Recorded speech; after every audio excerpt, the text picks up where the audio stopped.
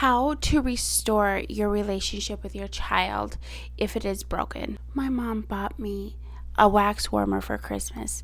This is a burn. This is not a pimple. I don't really get pimples anymore. Hi there, Danielle here, mother of 6 children ranging from 3 months old to 10. And today we're going to talk about how to restore the relationship with our children if it is broken. Psalm 37, 4-6 says, "Delight yourself in the Lord, and he will give you the desires of your heart." We love that one in the church, but if you go on, it says, "Commit your way to him, trust in him, and he will act, and he will make your righteousness as the light and your justice as the noonday." But we like to leave off that last part. We like to say, I'm going to delight myself in the Lord, and then things are going to just, be great, right? But I have come to learn that delighting ourselves in the Lord is actually a process of me delighting in his ways and then walking in obedience. The Bible says in Jeremiah, ask for the good way and then walk in it. But you basically refuse to do that. It's in Jeremiah 6, I think. We need to commit our way to the Lord. We find God's way for us as parents, and then we commit to it. We're in a new year. And, a lot of times we can have resolutions of what we're going to do different, but we need to commit our way to the Lord. Delight yourself in the Lord, Mama, and commit your way to his way, right? Proverbs 14:12, there's a way that appears to be right, but in the end leads to death. Our way of parenting is not God's way. So we need to first find God's way, right? We need to repent for our way, and then we need to walk in obedience going forward. The best way to restore our relationship with our children, if it is broken, is to just start. We overcomplicate things oftentimes, and it's not even like that. Just start, and we will build momentum. Our children will see over time, that things are different. Now, when I say things are different, I don't mean that we're pandering to our children. I don't mean that. I mean, if we do have a temper problem, that is something they can see that, mom is changing in this area. Are we going to be perfect? No. But the thing is, God can restore the years, right, that the locusts have taken. Our children might have to see us putting our foot down with them that to them looks unloving, but to us, for us, will contribute to the restoration of that relationship. Let me give you an example of this. I have a 10-year-old son, and to that age, we can oftentimes come across as a nag. Mom is always nagging me. Well, this is the deal. Like with our laundry, we have a lot of people in this house, a lot of clothes, right?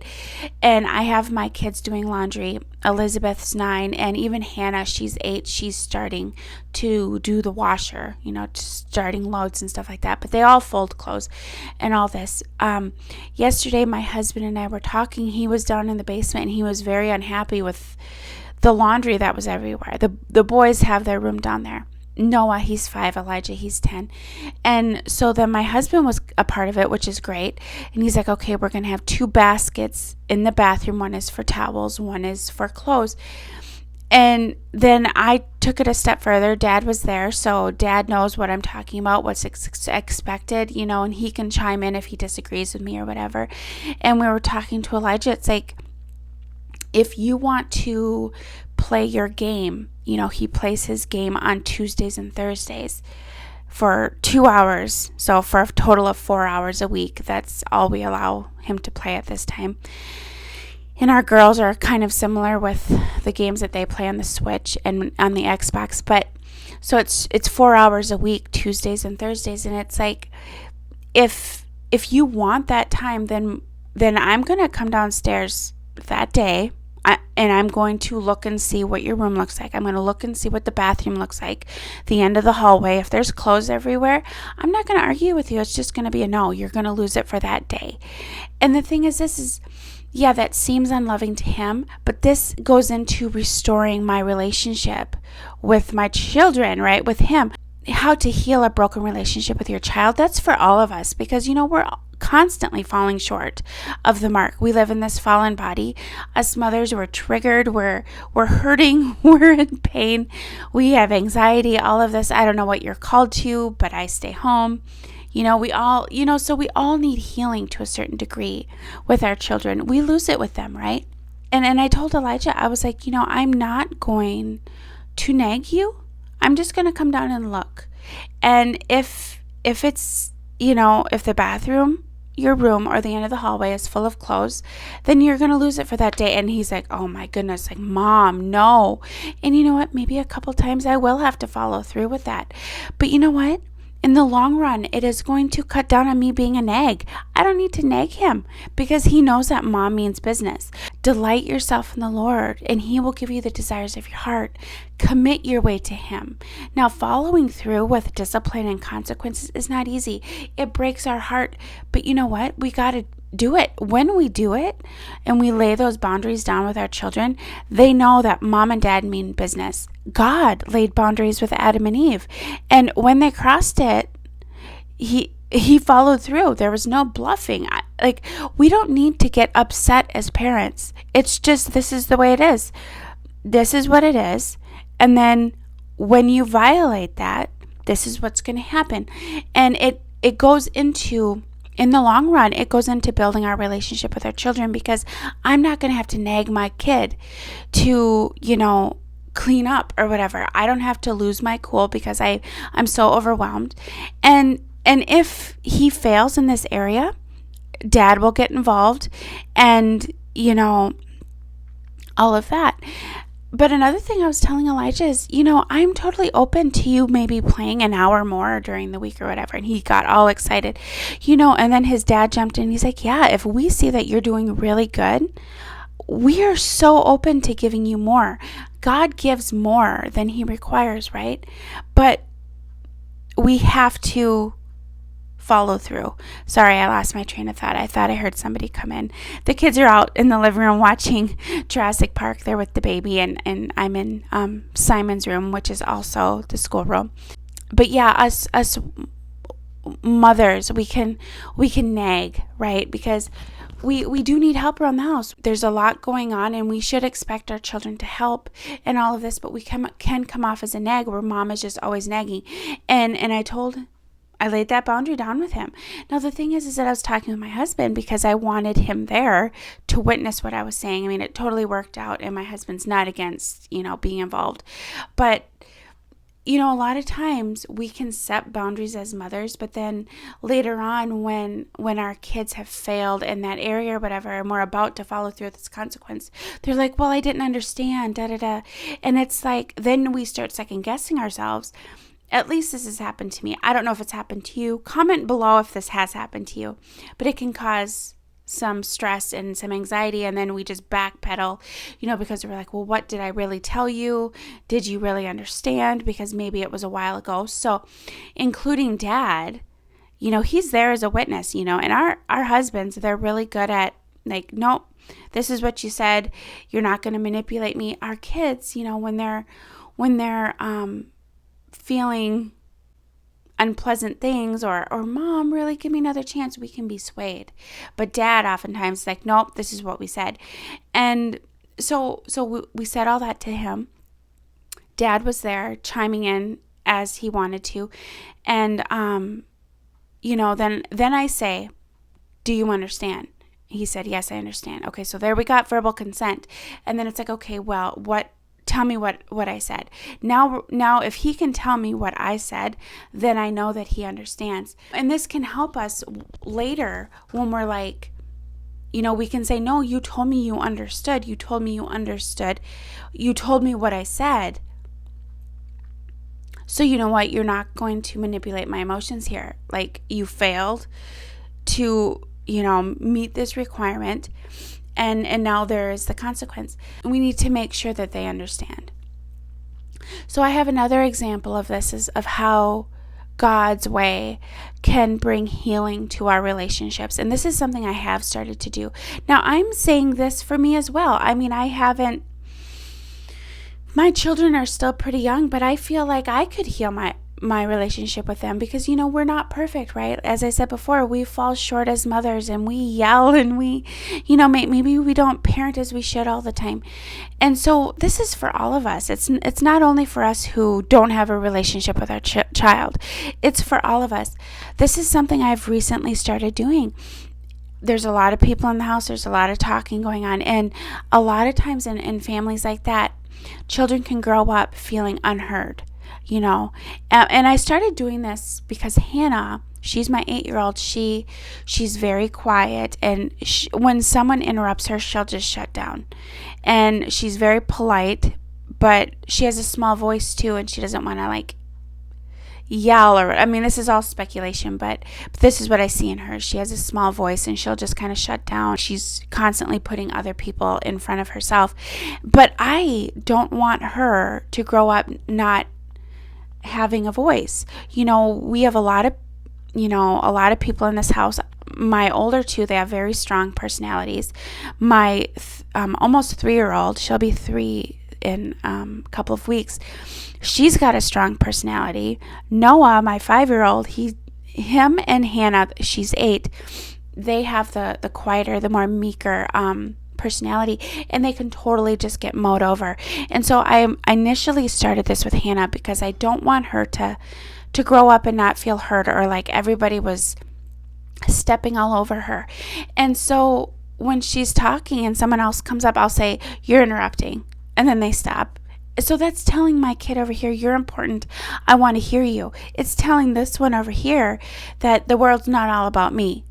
A lot of times our kids can think because I'm louder and I'm just going to force my way, then, mom's just going to listen. Just speaking about this situation, my mom says that I was kind of that way. I had this big personality. I know exactly what I want. And my sister, she's got more of the quiet personality, and I just came in and I just dominated her. And my mom let me, which I'm not looking with judgment, but my sister has struggled in life with, there was a lot of problems that were birthed out of not feeling heard by her parents. And we need, as parents, to have that discernment and stand up for our children, right? This is an example of how we can heal our relationship with our children. I don't know what area you may need, healing with your child. Sometimes we need to ask for forgiveness, but I'm very leery about saying that. And because our culture is very yes, you need to, apologize to your child. And I'm not saying there isn't a place for it, but sometimes it can come off as pandering. And if we do it too much, then we send the message to our children that we just don't know what we're talking about. And mom is always wrong. She's always, she's crazy, and I can't, so we have to have discernment, I believe, with, when we say sorry to our children. Sometimes I have been in the wrong, but instead of saying sorry, I just pull myself up by my bootstraps, do business with God, and then I'm like, okay, I'm going to try not to make those mistakes again. We don't have to always let our children know when we're wrong, because then they will undermine us, or they can undermine us. But I'm not saying that there's not a place for that with our older children, older than my children, even adult children. That might be helpful to ask for forgiveness, but you have to have discernment. With younger kids, I think it's a little more tricky. You don't want them to undermine you. Healing for a broken relationship with a child. Do we actually need to be healed? Are you in the right as a parent, and culture is just impressed on you that you need to pander to your child, or you need to not have standards with your child. And maybe your child is rebelling against you and you think it is a healing issue, but it's not a healing issue. Maybe you're doing the right thing. Maybe you're holding the line, and you're being influenced by culture that says, you've broken your relationship with your child because you raised your voice at them. We can raise our voice. God got mad. There is righteous anger. Now, there is the acts of the flesh where we just totally lose it too. So there is a line there, but getting angry at sin is not a bad thing. So one of the first things is, I think we need to, determine, is this actually a healing issue, or am I doing the right thing? Now, bringing your husband in on this is huge. I mean, hopefully you and your husband are walking together in your parenting journey. Is this too dim? Let me try turning this up. Now I look washed out, but I just kind of thought it looked kind of dark. That looks a little better. I hope it wasn't too dark before, but I hope you and your husband are walking together in this as a couple. Marriage and parenting so closely overlap.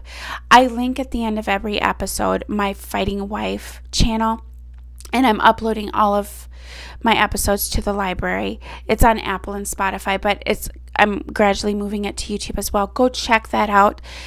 It's a huge resource to you. Your husband and you need to be on the same page. And I would wager that it is almost impossible to be a mother after God's own heart if your marriage is broken or you're not together, and if the governments are not established in your home. But bring your husband in on it, because our husbands, they do have insight. They can see if we're being manipulated, or if, like for example, my husband, he was the one who said, honey, you don't need to apologize for everything. Like, and that was pretty much the gist of what he said. But I took it a step further. I'm like, I need to do business with God in secret, and I need to develop as a person. I don't need to constantly be bringing my, little children. And my kids are a little older now, but back when I was like apologizing a lot, they were younger. And so that really messes with their mind, because they think mom just doesn't know what she's talking about. And so, but bringing in your husband, he can see. They have an outside perspective, and God has given them a leadership role where they can see clearly. But I hope that you've been blessed today. I always forget to say this. Subscribe to the channel if you haven't already. If you've gotten one or two things out of this video, leave me a comment. Let us connect in the comments. Check out my Fighting Wife channel. You will be so blessed. It is so hard to do things biblically as a mother if you're not on the same page with your husband. And this will take a lifetime to accomplish. Like, none of us are going to arrive. We're not God. God is our perfect example. This parenting channel, I'm looking at God the Father. Jesus is great. I'm so glad that he came to die for us, to make a way to get to him. But primarily on this channel, I look at God. How did God the Father parent us, his children? And obviously Jesus is so involved with that too, but this will take a lifetime. Day by day we're being renewed, we're being transformed into the image of Christ, right? But we're never going to fully arrive on this side of heaven. It's just impossible. Speaking about marriage, I've been on my Fighting Wife journey for 8 years. It kind of follows Hannah, because I started pursuing God in my marriage right after she was born, and she's 8, so 8 years now. And I can see how I've grown in so many areas, and my husband and I, we don't fight. We're so much on the same page. I'm not saying that we don't take the bait and that we never fight, but it's way better than it was. We're constantly being transformed into the image of Christ, and so we're being, renewed the more we press into God. God is a rewarder of those who diligently seek him. It's not those who do it perfectly, who never fall down. It is diligently seek him. It is those who commit their way to him, right? Psalm 37, 4-6. Commit your way to him. Trust in him and he will act. Maybe God acting is just us committing to his way. His way is going to be healthy and wholesome. And so just committing to that is going to produce a better way. God, he doesn't give as the world gives. How does the world give? The world gives, complete the program perfectly, do it in order, do it fully, whatever. But God doesn't give like that. He will pour out his blessing when we give a little bit. The fishes and the loaves. God can multiply the little bit that you bring him. Commit your way to him. God, forgive me for what I have done wrong as a parent. Help me learn your way starting this new year, And don't even look at it like a New Year's resolution. One of my episodes on my Fighting Wife podcast was New Year's revelation. Now that is really great, because when we get revelation of God, we will be changed. But something I'm learning all the time, especially in my parenting, is that God is a God of reality. You reap what you sow. That is a very biblical principle. Galatians 6:7, do not be deceived. God cannot be mocked. A man reaps what he sows. God is a God of reality. And so, it's day by day. We lay our life down. We commit our way. We just keep being obedient. And over time, we're transformed into the image of His Son. We're not transformed to be perfect, because that we will never be perfect on this side of heaven. But I hope that you were blessed. Like and subscribe so we can push this video out to others. Comment to connect with me. Follow the Fighting Wife podcast. And until next time, bye for now.